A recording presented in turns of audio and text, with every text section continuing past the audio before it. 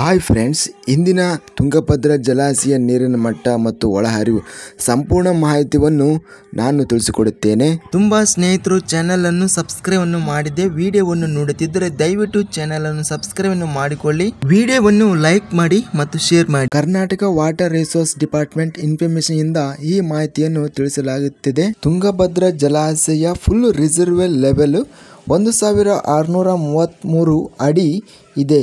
ಇದಕ್ಕೆ ಇಂದು ಪ್ರಸ್ತುತ reservoir level 1630.73 ಅಡಿ ನೀರು ಏರಿಕೆ ಆಗಿದೆ. ತುಂಗಭದ್ರಾ ಗರಿಷ್ಠ ಜಲಾಶಯ ಸಾಮರ್ಥ್ಯ 105.79 TMCಯನ್ನು ಹೊಂದಿದೆ. ಇವತ್ತಿನ ಜಲಾಶಯ ಸಾಮರ್ಥ್ಯ 96.84 TMC ನೀರು ಶೇಖರಣೆ ಆಗಿದೆ. ಒಟ್ಟು ತುಂಗಭದ್ರಾ ಇಳುವರಿ 309.46 TMC.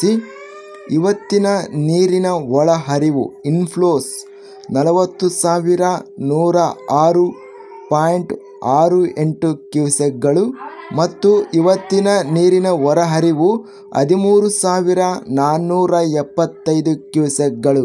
ತುಂಗಭದ್ರಾ ಜಲಾಶಯ ನೀರಿನ ಸಾಮರ್ಥ್ಯ ಪ್ರಸ್ತುತವಾಗಿ 96.84 TMCಯನ್ನು ಹೊಂದಿದೆ ಮತ್ತು ನೀರಿನ ಮಟ್ಟ 1630.73 ಅಡಿ ನೀರು ಶೇಖರಣೆ ಆಗಿದೆ.